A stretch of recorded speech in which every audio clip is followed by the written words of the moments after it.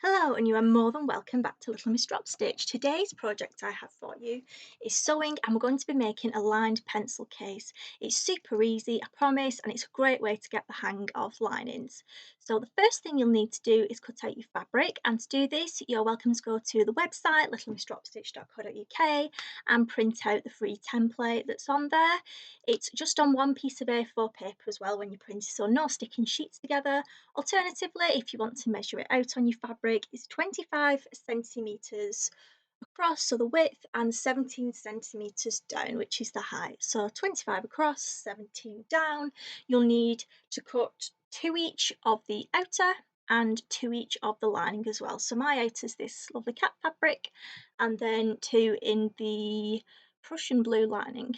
You will also need a zip, and it's absolutely not focusing and showing you here, so it's 8 inches, which is 20 centimetres zip. I wanted it kind of to show the teeth as well of the zip, just to add a bit to it. So this is actually a jeans zip because that's the only one I could find of that size. Your zip can be longer, that's absolutely fine. You'll just need to kind of satin stitch and go over the end on your sewing machine and then chop it off slightly below that to make it fit. Okay, doke. So put your outer fabrics the way you want them to go when it's on your pencil case. So I want mine to point downwards, you might want yours to point the other way, etc. So I'll have them facing the way you want. And then with one piece, I'm going to flip it over. Okay, and that's just, it's on the same side of the tape of the zip. Okay, so I'm not putting it to the other side or anything like that.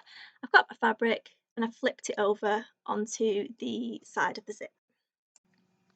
Okay, doke, now what I want you to do is sew the zip in place.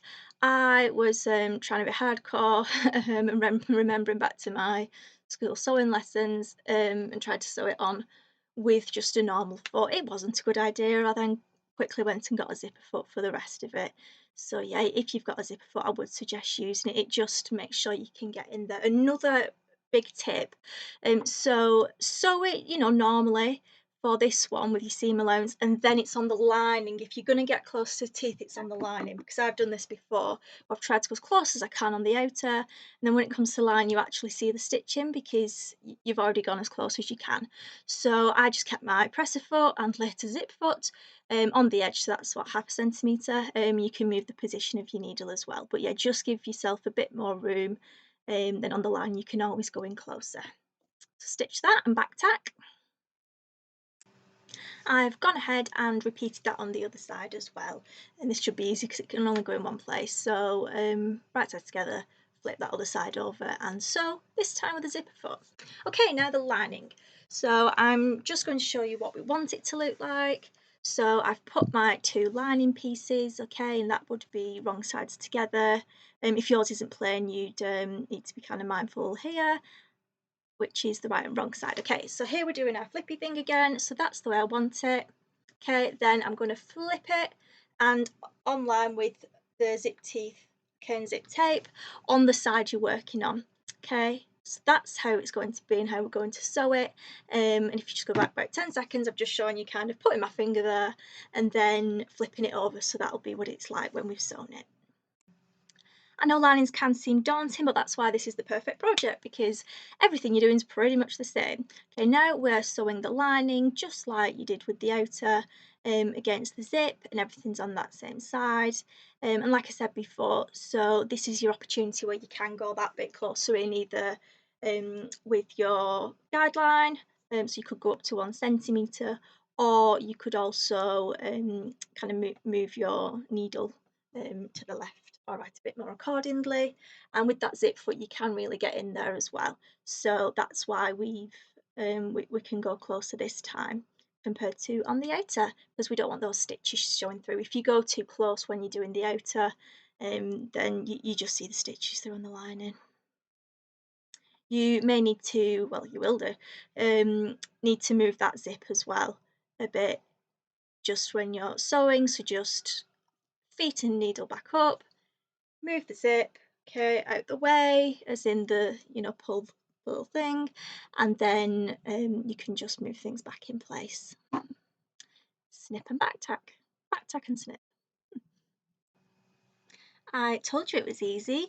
Now we just need to do the other bit of the lining. Okay, so I'm just going to do my little flipperoo again. Okay, so we're sewing it on that side, and then that's how we'll have kind of the raw edge and the neat side. Okay. We now just have a couple more lines of stitching. So what we want to do is we're going to actually sew the outer together and then the lining, and that will ensure that all our raw edges are kept inside. That's why we don't particularly need to bother overlocking unless you've got a fabric that frays a lot, like a linen or whatever. Then give it a zigzag pinking or an overlock. So right sides together in both cases. So I've got the cat, which is my outer, that's right sides together, and then the line in the blue, which is right sides together. And then for the cat's bit, so your outer, you're going to sew all the way around, okay? And you can go over the zip as well, because we don't want there to be a gap either end either. So sew around there. Bob's your uncle, I've now done that. So we just need to sew the lining together. But with the lining, we want to remember to leave a gap because we want to turn it inside out. We're not going to be doing that kind of through the zip or anything. So we've sewn the outer, we can put that to one side, lining, right sides together, and then I usually put a coloured headed pin just at the 2 points where I definitely want to start and end so I can leave a gap. So with that, I do it about a couple of inch, 5 centimetres gap. Always better to leave too much than too little, okay? And then sew around the edge. So you will be starting and stopping, omitting that bit in the middle. So we've sewn around the edge like we did before and left that gap. Take out the pins, okay? And we can turn it. But before we do that, just cut your corners, not cutting too close or through the thread. Do that on the outer as well. I definitely, again, shouldn't be using embroidery scissors, but there we go. So we can now turn it inside out through the gap. So at first it will come out kind of the liner as the outside. Make sure you've got your zip open as well. So there we go, and then we can push that back through. Beautiful.